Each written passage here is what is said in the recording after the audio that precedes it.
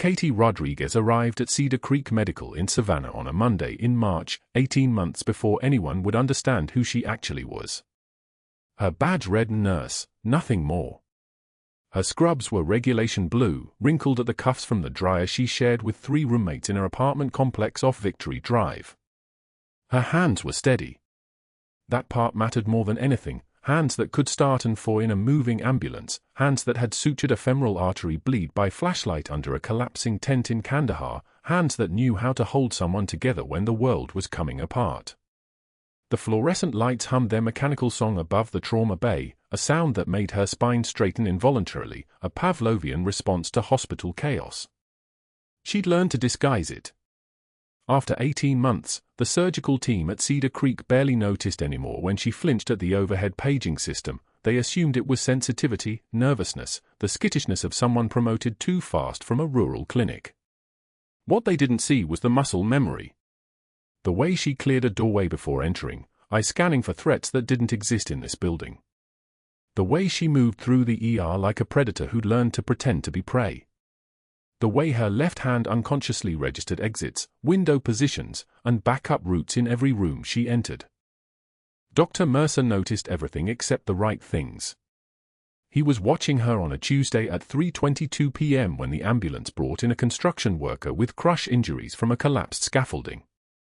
Dr. Mercer was tall, silver-haired, the kind of physician who'd learned medicine from textbooks and politics from country club membership. His watch was an Omega Seamaster worth more than Katie's monthly rent. He stood at the nurse's station with his arms crossed, observing with the satisfied expression of a man watching someone fail in slow motion. Katie moved past him without acknowledgement, her hands already reaching for the trauma response kit before the paramedics finished their handoff. The patient was hypotensive, 82/41, and his left leg was a catastrophe of crushed muscle and exposed bone. 2 liters of saline running wide open.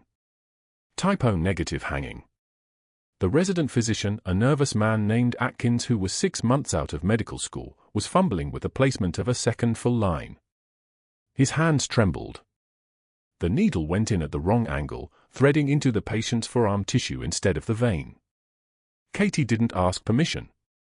She simply reached over, steadied Atkins's wrist with her left hand, and redirected the needle with the kind of fluid certainty that comes from muscle memory, from doing this in a field hospital with mortars falling, with blood on the stretcher, with a dying soldier and no one else who knew how to fix it. The needle slipped into the basilic vein with the faint resistance of proper puncture. She secured it, taped it, and had the second line running before Atkins understood what had happened. The patient's color improved almost immediately. Oxygen saturation climbed from 88 to 94%. His eyes, which had been rolling back into shock, focused on Katie's face. "You're okay," she told him quietly. "Not you're going to be fine. Not we've got you." Just the simple truth that he was, in this moment, still breathing. Still alive. The patient's hand reached out and gripped her wrist, not the resident's, not Dr. Mercer's from across the room, but Katie's. She didn't pull away. She let him hold on. That was when she first felt Mercer's stare. Not curious. Not impressed. Something colder. Something that looked like recognition followed immediately by rejection, as if he'd spotted a dangerous animal in his examination room and was cataloguing the best way to remove it. The evening debrief happened at 6:15 p.m. in the staff lounge, where Katie was doing paperwork at a table that suddenly became very empty when she sat down.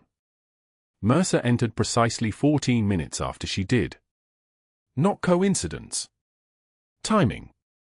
He wore his white coat like armor, and his expression had the precise calibration of someone about to perform an execution with a smile. "Ms. Rodriguez." He didn't sit. He positioned himself so she had to look up at him, his height an instrument of its own. "I observed your intervention with the construction worker today." Katie set her pen down. Waited. She'd learned that silence sometimes held more power than words. "Your initiative was noted," Mercer continued. "However, redirecting a resident physician's procedure without consultation is a significant overstep. You understand the chain of command here?" "I do, Doctor." Community college nursing programs don't teach trauma protocols. They teach fundamentals. His smile was the kind a predator shows before killing, all teeth, no warmth. Confidence is admirable in small doses. Overstepping is dangerous. That patient's life was never in danger from Dr. Atkins's learning curve. What you provided was unnecessary heroics. What you actually provided was an undermining of institutional hierarchy. Katie took one measured breath. She could feel the scar tissue along her sternum tighten, a phantom pain that came whenever she was forced to accept disrespect from someone she could have neutralized 3 different ways. She met his eyes directly. Not defiant. Not submissive. Perfectly neutral, the expression of someone who has heard far worse from far more dangerous people. "I understand, Doctor," she said. "It won't happen again." He nodded, satisfied. He left. And only after the door closed behind him did Katie's hand begin to tremble, not from fear, but from the conscious effort of holding still. The restraint was violent. The composure was a weapon she'd sharpened through 12 years of service, 3 combat tours, and a classified status that meant no one would ever know her real name appeared on any military roster. She looked down at her hands. Scarred. Calloused. Marked by shrapnel from a VBIED in Loga province. Those hands had been steady in every crisis except this one, the crisis of pretending to be small enough to fit into a hospital that had decided she didn't belong. In her locker, 30 feet down the hallway, sat a folded flag. United States colors, edges worn, from a teammate named Sullivan who had taken shrapnel meant for her in a firefight outside Kandahar. The flag was the only physical proof she'd ever served. Everything else had been erased. Her service record. Her rank. Her name on any official document from the Pentagon. Captain Catherine Elena Rodriguez didn't exist in any database that civilian employers could access. She existed only in the memory of 17 soldiers she'd carried through that collapsing field hospital.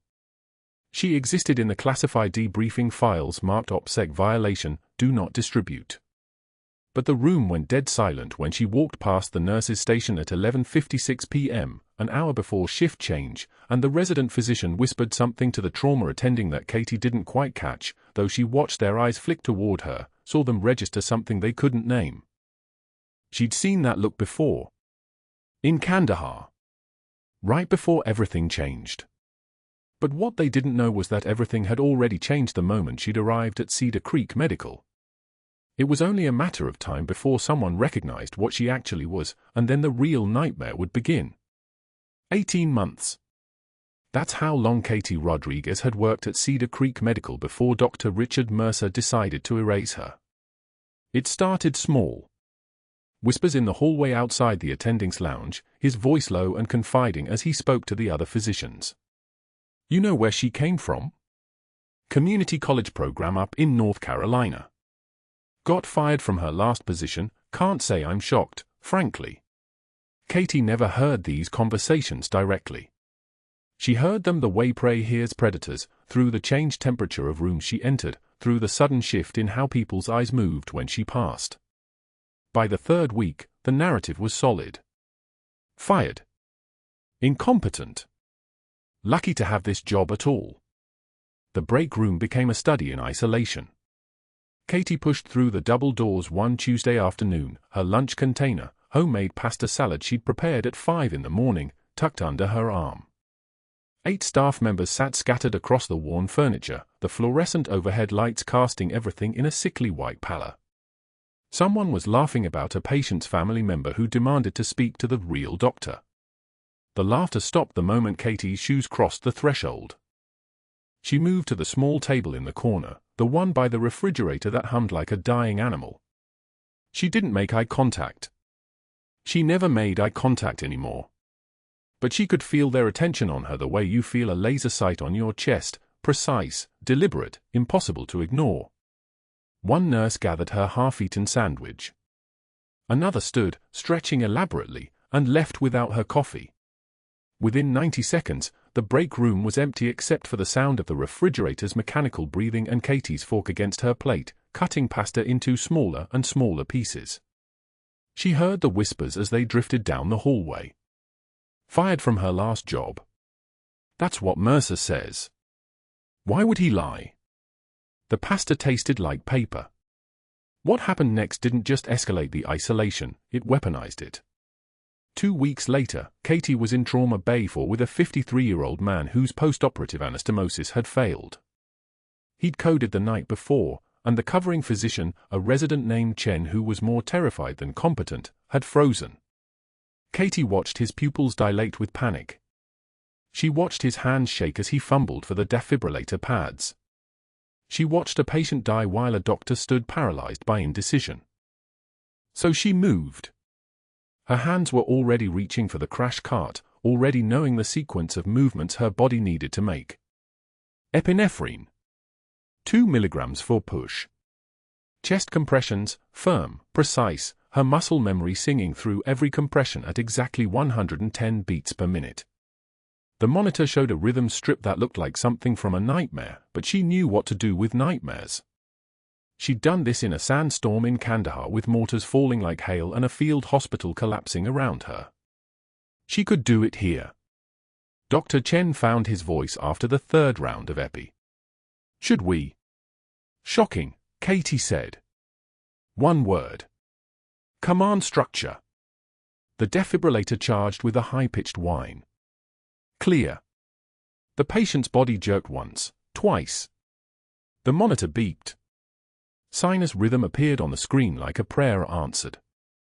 The patient lived because Katie didn't wait for permission. Mercer arrived 10 minutes later, after everything was already stable. He'd reviewed the code sheet.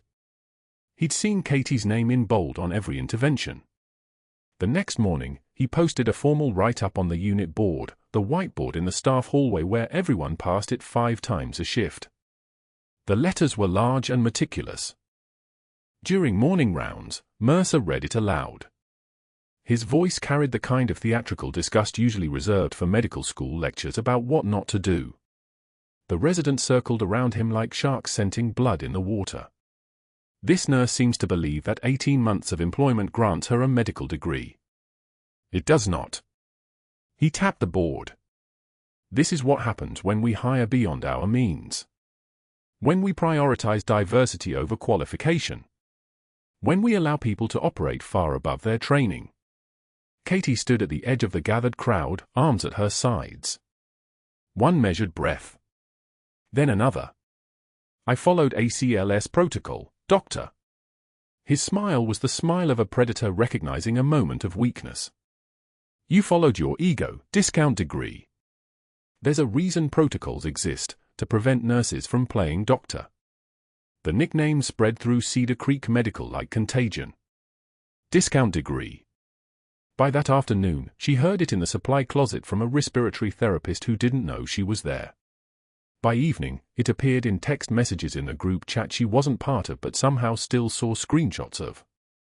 By the next morning, it was embedded in the culture of the hospital, a small linguistic weapon designed specifically to remind everyone that she didn't belong. Katie didn't cry. Not in the break room where she ate her lunch alone.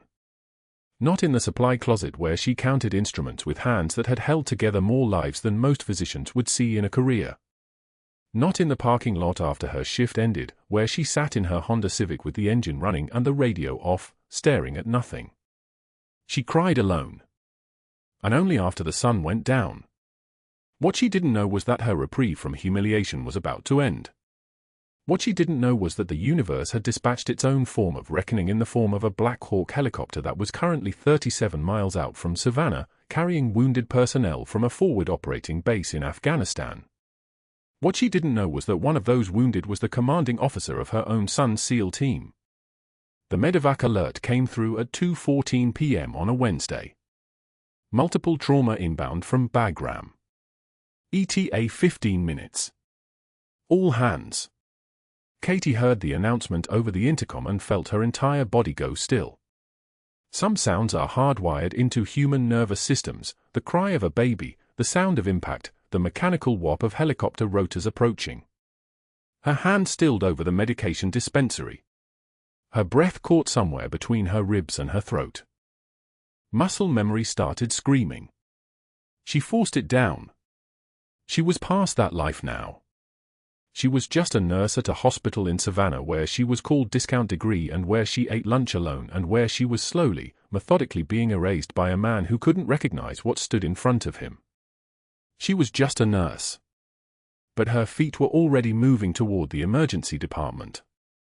Her hands were already reaching for trauma gloves before anyone gave an order. The ER doors slid open, and the sound of rotor blades shook the building skeleton. 2 ambulances arrived first. For patients total from the initial wave.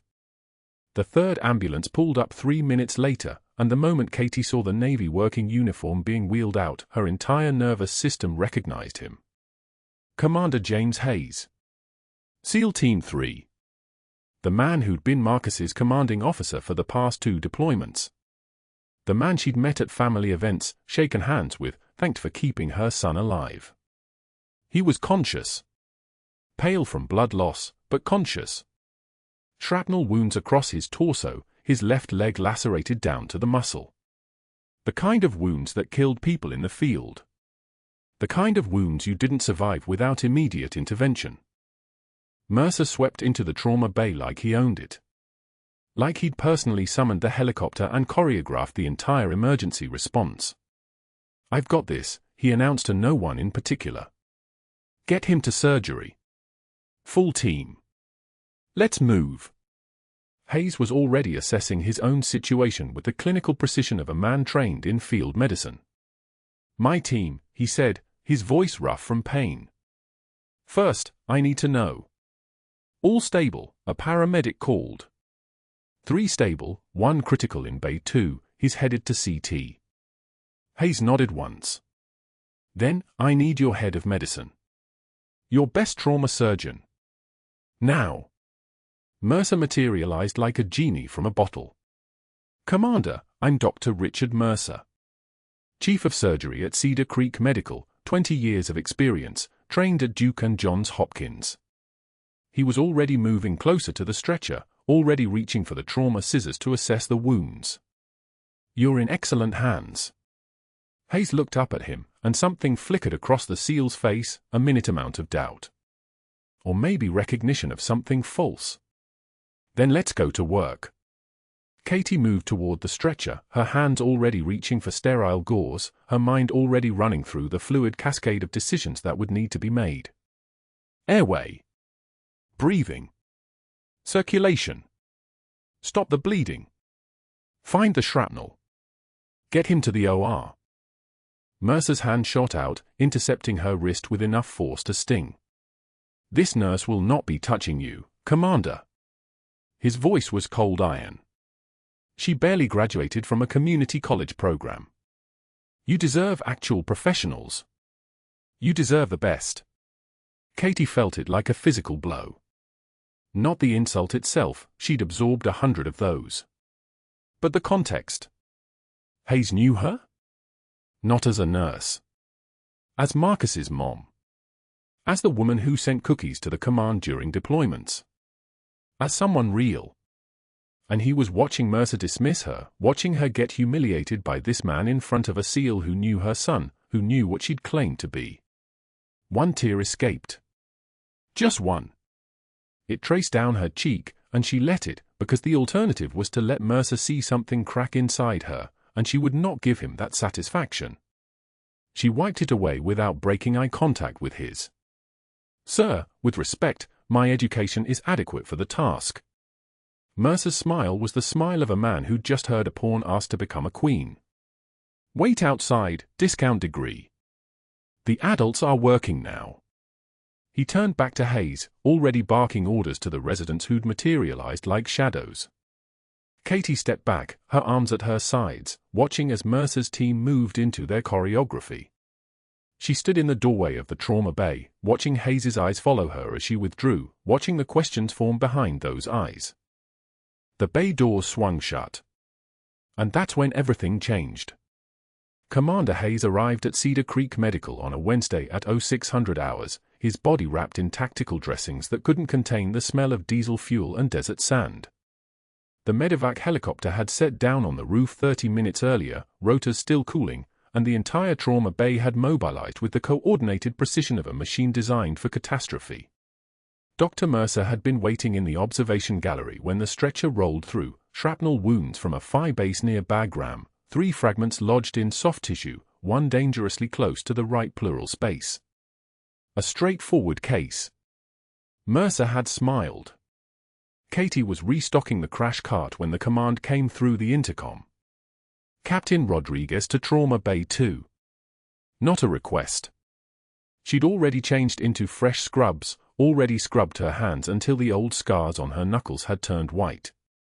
She moved through the corridor with a kind of economy of motion that came from muscle memory and 18 years of knowing exactly what a trauma patient needed before he knew he needed it. The bay doors swung shut behind her. Hayes was conscious, which meant he was talking, which meant his brain was perfusing adequately. Good sign. Mercer was already at the head of the bed, hands moving with theatrical precision as he examined the entry wounds, explaining each finding aloud as if the patient were an audience member rather than a man in shock and pain. Katie caught herself doing what she always did, cataloging vitals, assessing hemorrhage risk, running probability matrices in her head before anyone asked her to do anything. Old habits. Dangerous ones. She was positioning before setup when Mercer stepped directly into her line of sight. Not by accident. His shadow fell across the bed like a blade, and she felt rather than heard the moment he decided to make a statement. "Commander," he said, voice pitched to carry through the bay, "I want to assure you that you'll be receiving the absolute best care Cedar Creek Medical has to offer." He paused. Let that sink in. Let the lie breathe. "However, I do need to inform you that this particular nurse," he gestured toward Katie without looking at her, the way one might indicate a malfunctioning piece of equipment, "will not be touching you. She barely graduated from a community college program. No offense intended, but you didn't survive Bagram to have your care compromised here." The words hung in the climate-controlled air like shrapnel still tumbling. Katie's hands didn't freeze. That was the mistake everyone expected. She didn't let her jaw clench or her breath catch. Instead, she set down the forecatheter with the same precision she would use to place it, and she met Commander Hayes's eyes, just briefly, just long enough to let him know she'd heard, and then she looked at Mercer. One measured breath. "Sir, with respect," she said, her voice carrying the weight of battles he couldn't imagine, "my education is adequate for the task." The tremor wasn't fear. It was restraint.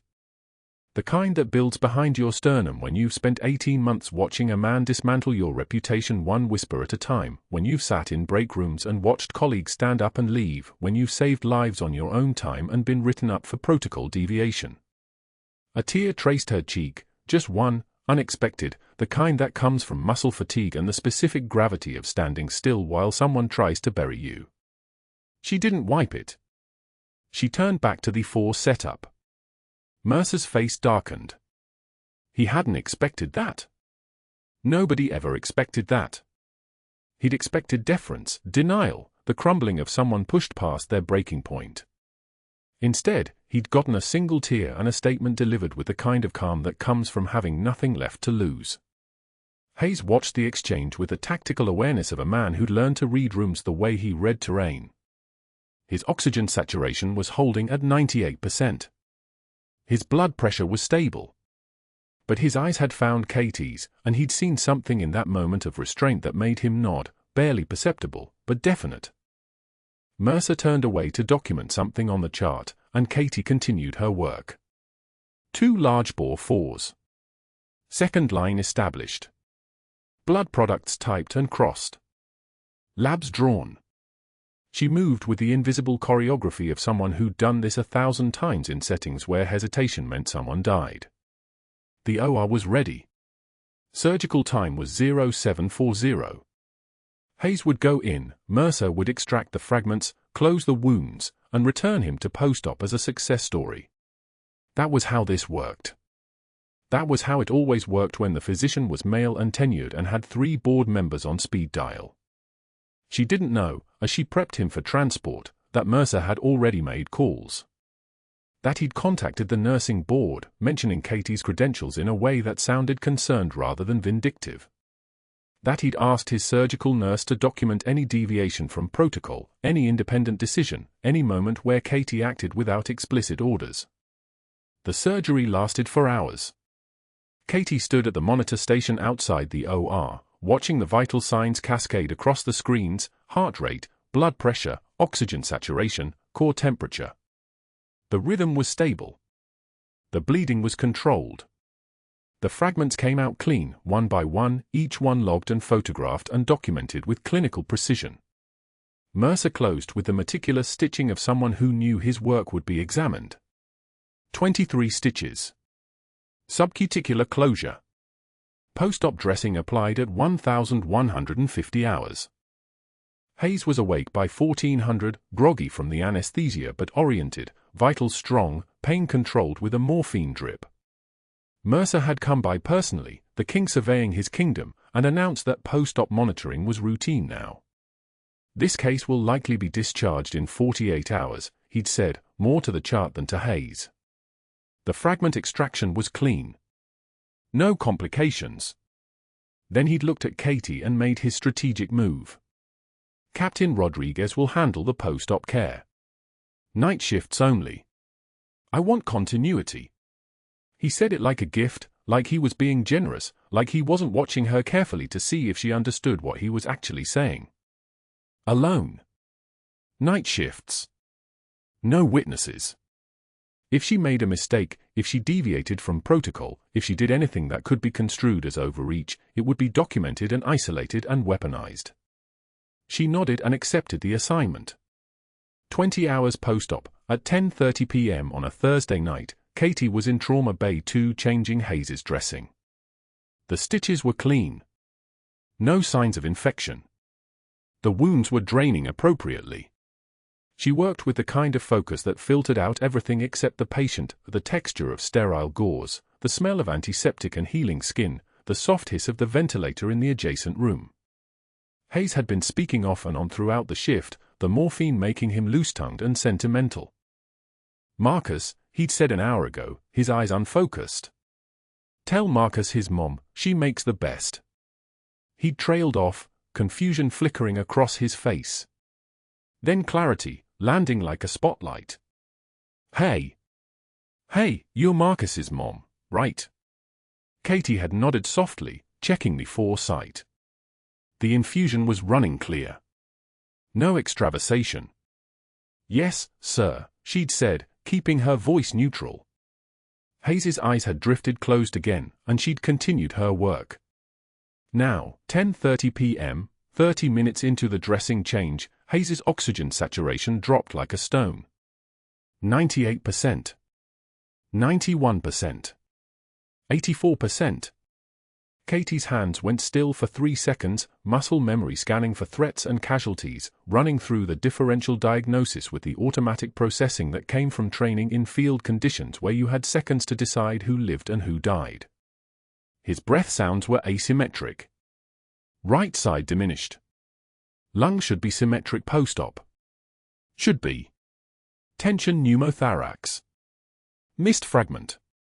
The pleural space had been breached, the lung was collapsing, and every breath was pushing air into the space where blood was supposed to be. His lips were dusky. His gasping was the sound of a man drowning on dry land. She hit the code button. 3 minutes.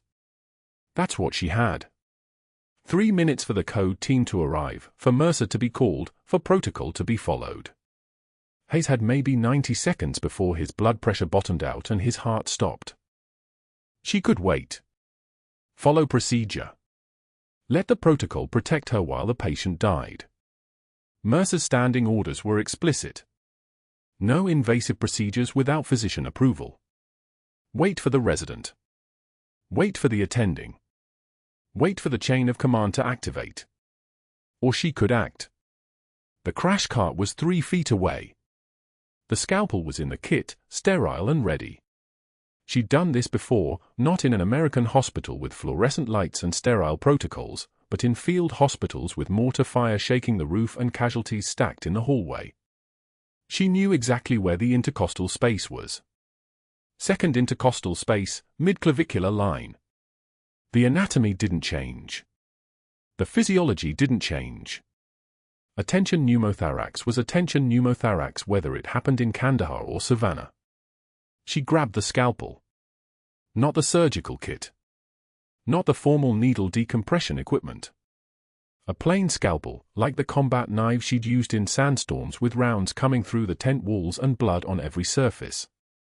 Her hands moved on their own, muscle memory taking over, and she made the incision with the absolute precision of someone who'd learned that hesitation killed people. The hiss of air escaping. Hayes's oxygen rebounded immediately. 84%. 89%.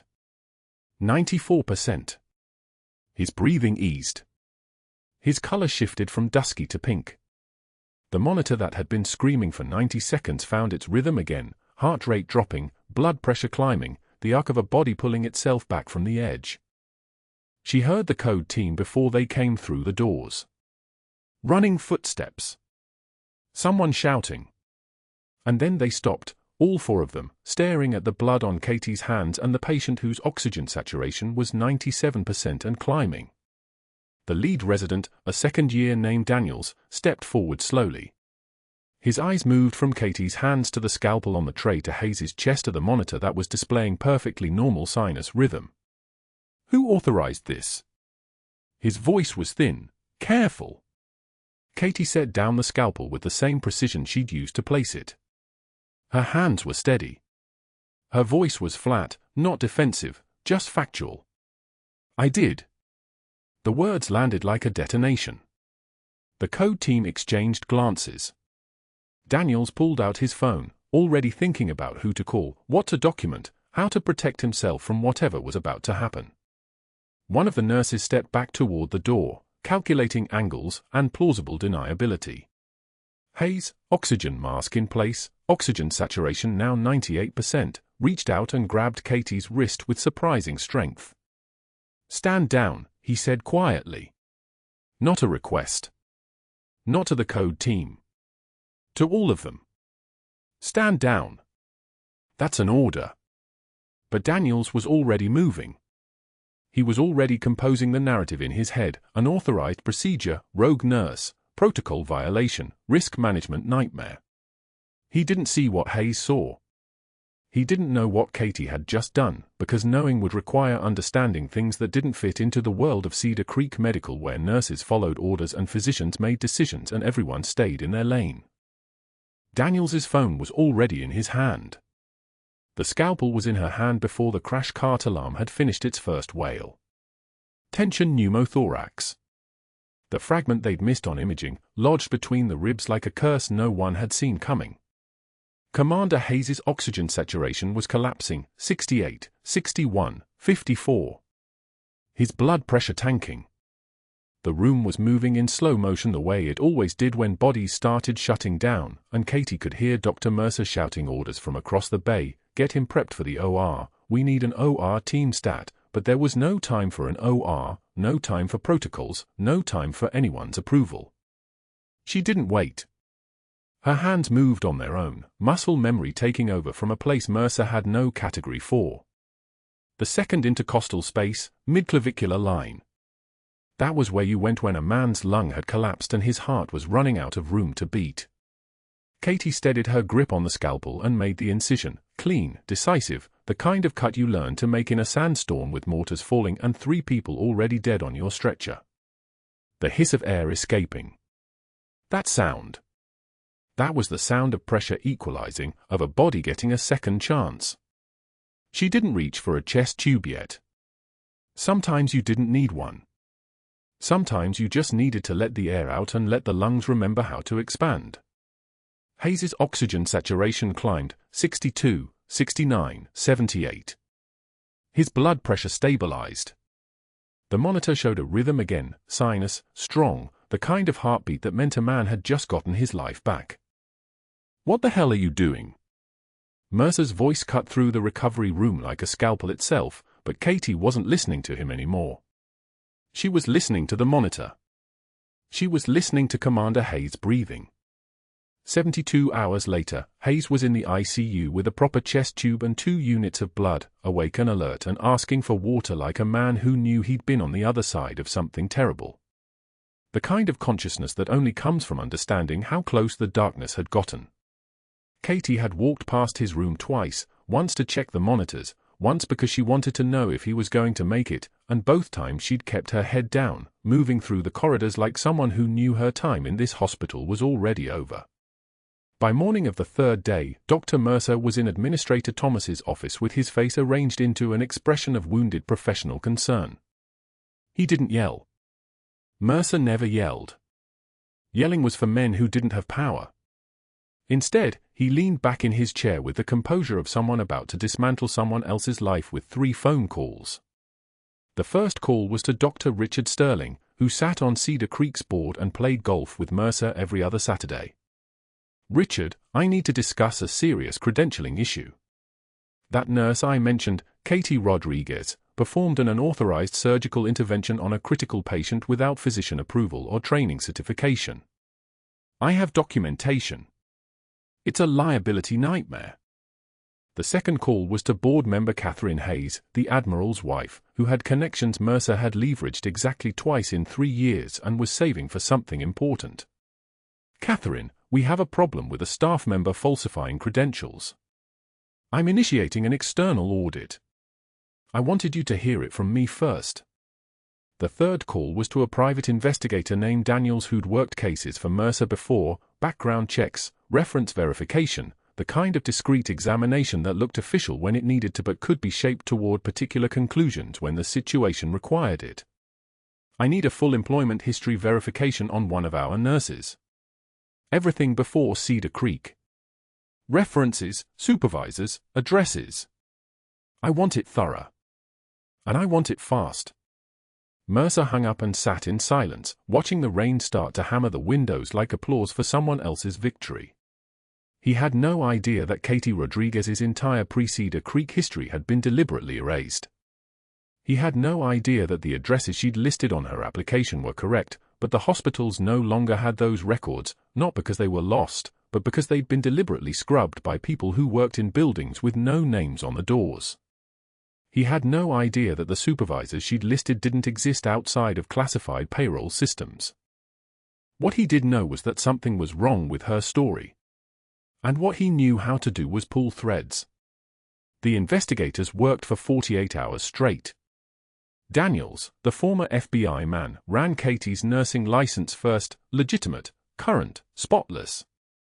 Then he went backward. Employment before Cedar Creek. St. Augustine General in Florida, she claimed. 2 years, emergency trauma unit. Daniels called the number. Disconnected line. He called the state licensing board. No employee record. He tried the address. Building had been demolished in 2019. He found the nursing supervisor's name from Katie's application, Jennifer Walsh. No one in Florida had that name matching the age and credentials. It was like she'd never existed. Then Savannah Regional, she'd listed. 18 months. Night shift. Pediatric ICU. Same pattern. Supervisor doesn't exist. Address is wrong. Hospitals' employment records don't go back that far, and when they checked archived systems, there was nothing, no pay stubs, no badge photos, nothing. Her nursing credentials were real. Everything else was gone. Daniels made his report to Administrator Thomas on a Thursday afternoon at 2:38 p.m. "Her profile is scrubbed," he said quietly, sitting across the desk with a folder full of dead ends and vanished records. "I've seen this before. Military background sometimes. Government backgrounds. Someone didn't want her history to exist, so they erased it. I can't tell you who. I can tell you it wasn't amateur work." Thomas looked at Mercer, who was sitting in the corner with his arms folded like a man who'd just been handed proof of his suspicions. "She lied on her application," Mercer said softly. "Employment history is falsified. That's grounds for immediate termination. That's potentially fraud." Thomas nodded. He didn't care about the Pentagon or classified operations or why a woman's past had been deliberately buried. He cared about liability. He cared about a nurse with hidden credentials working in his trauma unit. He cared about his hospital's accreditation. Katie was called to his office Friday at 3:15 p.m. Thomas sat behind his desk, uncomfortable, reading from a script someone in HR had written. Mercer stood in the corner, his face a mask of professional satisfaction. Ms. Rodriguez, discrepancies in your employment history constitute falsified qualifications on your application for employment. This constitutes grounds for immediate termination. Your last paycheck will be processed according to state law. Security will escort you to collect your personal belongings and escort you from the premises. You have 15 minutes. Katie didn't argue. She didn't defend herself. She didn't explain about Kandahar or black site operations or the Pentagon directive that had ordered her name erased from every official record. She just stood there, calm, the way people stand when they've already survived worse, and nodded once. The locker room was empty at 3:56 p.m. Katie opened locker 447 and pulled out 3 pairs of scrubs, her stethoscope, a photo of Marcus at his high school graduation, and the folded flag. The one from Sullivan's casket. The one she'd wrapped in tissue paper and carried in her locker for 18 months because hanging it in her apartment would have invited questions, and answering questions about why she had a folded flag would have required explaining things that didn't have explanations that fit into normal life. The security guard waited by the door, professional and kind, the way guards are when they know they're escorting someone out but don't know why. Katie walked past Mercer in the hallway. He didn't say anything. He didn't need to. He was already planning his presentation to the board about fixing the nurse problem, already composing the language about failed credentialing, already thinking about how well this would play when the board convened to discuss hospital safety protocols. The parking lot was raining. Hard. The kind of rain that comes down like punishment and washes everything it touches toward the storm drains. Katie sat in her truck for 7 minutes, hands on the steering wheel, breathing, watching the rain streak the windshield into something she couldn't quite see through. Then she drove. The diner was open 24 hours, the kind of place where no one asked why you were sitting alone in a cracked vinyl booth at 3 a.m. with a cold cup of coffee and a folded flag on the table in front of you. Katie stared at her reflection in the window, hollow-eyed, grey, the face of someone who'd just watched her second life collapse the same way the first one had. The flag was small. Creased from being folded militarist style. It had covered Sullivan's casket in a hangar in Bagram while their unit stood at attention and the chaplain read words no one actually heard. Sullivan was 23 years old. Sullivan had a daughter he'd never met. Sullivan had wanted to be a carpenter after the service. Sullivan had died saving Katie's life when an IED detonated 3 feet from her position and he'd thrown himself over her body like he could catch the shrapnel with his chest. They told her she was going home. That was what the extraction order had said. "You're going home, Captain. Your team has been reassigned. Your records are being classified. Your name is being erased. Go home. Disappear. Become someone else." So Katie had become a nurse. Katie had gotten a job at Cedar Creek Medical. Katie had folded Sullivan's flag and put it in her locker and walked through 18 months of deliberate humiliation from a man who had no idea what kind of person he was destroying. And now Sullivan's flag was the only proof she'd ever existed at all. The coffee went colder. The rain kept falling. Katie wondered if disappearing had been the point all along, if Captain Katie Rodriguez was supposed to stay buried in Kandahar with Sullivan, if trying to come back was the real mistake. She wondered if Mercer had done her a favor by erasing her again, by finishing a job the Pentagon had started. She was still staring at her reflection when her phone lit up with a text from an unknown number, "Board emergency meeting, 72 hours. You may want to be there." Katie didn't recognize the number.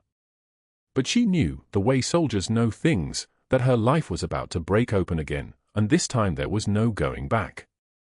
Marcus walked into the Cedar Creek Medical conference room carrying a showbox that looked older than his 17 years. His jaw was set the way Katie's was, that particular tightness that came from knowing something needed to be said and refusing to apologize for it. The board members were mid-sentence, still circling the question of Katie's falsified credentials, still protecting their institutional embarrassment, when Marcus set the box on the polished mahogany table with the precise weight of a salute. "Mom, they need to see these," he said, and his voice carried something that made 3 people straighten in their chairs at once. He opened the lid. His hands moved with deliberate calm as he removed each medal and set it on the table. The silver star first. Then the bronze star with Valor. 2 purple hearts, each one catching the fluorescent light like a small accusation. Combat ribbons lined up in descending order, each one a story the room had no right to ask about. The sound of metal on wood, soft, final, like a gavel striking. Commander Hayes sat in a wheelchair because Katie Rodriguez had opened his chest with a combat knife and sealed his thoracotomy before his lungs collapsed into nothing. He was still healing, still wearing the pallor of a man who'd watched death walk away from him, and when he saw those medals, something moved across his face that nobody in that room understood. "Not yet." "Reaper 6, he whispered, hoarse as a man speaking after the silence. "That's her call sign." The room didn't breathe. A Marine Corps liaison had arrived that morning, the Pentagon's way of acknowledging that things had escalated beyond a hospital's authority. He was 6 feet 3 inches, moved like he'd been poured into his dress blues, and he held a declassified file that smelled like government archive paper and difficult conversations. He read from it without emotion, as if reciting casualty reports was just another part of his job. Captain Rodriguez led a rescue operation under enemy fire that saved 17 coalition personnel, he said, each word precise and unbending. Sustaining injuries while providing combat medical care in a collapsing field hospital. Under direct threat from hostile forces, she maintained tactical communication and prevented 3 critical deaths through emergency intervention. The operation occurred July 14, 2015, Bagram Air Base, Loga Province. 17 coalition personnel. That meant British paratroopers, Australian Special Ops, Canadian forces, allies that didn't get left behind because Captain Katie Rodriguez understood the difference between protocol and survival. Dr. Mercer opened his mouth. His face had gone the color of old medical charts, and his hands were trembling, the trembling of a man watching his institutional power crumble into dust. "This doesn't change the fact that she lied about." The doors burst open with the kind of authority that makes colonels listen and admirals pay attention. A 2-star admiral walked in wearing dress whites that looked pressed by someone who understood what precision meant. His face was carved from 30 years of command decisions, and his eyes found the medals on the table like a compass finding north. He didn't greet anyone. He didn't sit down. He rendered a sharp salute, fist to chest, the kind that makes silence mandatory, and spoke into that silence with the weight of Pentagon sign paper behind every word. Captain Rodriguez was ordered into deep cover after her team's existence was classified above top secret, the admiral said, his voice moving through the room like a physical force. "Questioning her service is questioning a Pentagon directive. The records erased from your system were erased because the operations they documented never happened. Not officially. Not in any file you have the clearance to access. Captain Rodriguez has served with distinction, honor, and sacrifice. If anyone in this room has doubts about that, they can take it up with my office, which is in the Pentagon. Good luck." He didn't stay for questions. Didn't wait for apologies. Just nodded to the medals, turned, and walked out, leaving the smell of military authority and pressed uniform fabric in his wake. The external auditors didn't stop with Katie. That was the mistake Mercer had made, hiring investigators to bury a woman who'd served at the highest levels of classified operations. Once you open that door, once you let the Pentagon walk through it, the scope expands in directions you can't control. Within 72 hours, the auditors turned their attention backward to Cedar Creek Medical's full operational history. What they found was a pattern that made Catherine's termination look like a footnote. 9 incidents. 6 years. A rhythm of negligence masked by reputation and connections. A bowel perforation during a routine appendectomy. Dr. Mercer blamed the nursing staff for inadequate exposure. The chart read like accusation. The family received a settlement with an NDA so broad it covered the concept of speaking. A post-operative infection that Mercer attributed to patient noncompliance. The patient was 83. She'd followed every instruction. The infection was resistant to 3 antibiotic classes because the surgical site had been contaminated with instrument-grade bacteria during a procedure where Mercer had delegated the actual surgery to a fourth-year resident while he attended a conference in Scottsdale.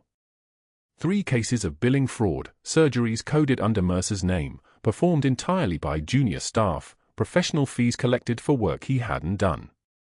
Patient complaints buried in administrative paperwork like geological strata, layered over so carefully that nobody looking at the top surface would see what lay beneath. The board received a confidential report on a Thursday morning.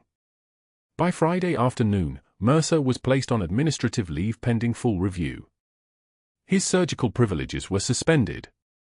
His office was cleared by hospital security, his personal items placed into cardboard boxes with the kind of efficiency that made clear there would be no negotiation, no appeal, no rescue from the network of colleagues he thought would protect him. Katie watched it happen from her new office. Chief of Trauma Surgery, the position had been offered before the Admiral walked out, before the audits expanded, before it became obvious that Cedar Creek Medical needed to reckon with what had actually been happening in their walls. She stood at the window on the second floor, looking down into the parking lot where Mercer was loading boxes into his car, escorted by security, his face the color of a man who'd just realized that power can evaporate in 72 hours. He looked up. Tried to meet her eyes through the glass. She didn't look away. But she didn't gloat. She simply watched, one measured breath, the way she'd watched casualties in field hospitals, acknowledging the severity without emotion, just facts stacked on top of facts. Then she turned back to her patient charts, and Mercer understood without words that she had already moved on from him entirely. The state medical board launched its own investigation. Mercer's attorney negotiated a deal with the efficiency of someone who understood the alternative was criminal charges, surrender hospital privileges, accept reassignment to a rural clinic network operating 4 hours away, provide basic care under direct supervision. Sinus infections. Sprained ankles. Routine physicals. The kind of medicine practiced without institutional authority, without the power to destroy people quietly. It was exile disguised as mercy. 6 months later, Katie sat at her desk, Chief of Trauma Surgery, her name on the door in letters that hadn't been there before. The folded flag was displayed behind her in a shadow box, the fabric preserved in darkness the way sacred things are preserved. Beside it, a photo of Sullivan, her teammate, the one who didn't come home from Kandahar, the one whose absence had sent Katie into deep cover so complete that she'd become a ghost wearing scrubs. Now she could honor that absence. Now it didn't have to stay hidden. Marcus came by after school, wearing his Navy recruit training shirt, 3 weeks before shipping out. "Mom, Commander Hayes says you never told him about Kandahar." Katie smiled faintly. It was the smile of someone who'd learned the difference between secrecy and silence. It wasn't mine to tell. It belonged to the people who didn't come home. Through her window, she could see Dr. Mercer in the parking lot. He was 58 years old, wearing wrinkled scrubs instead of tailored surgical greens.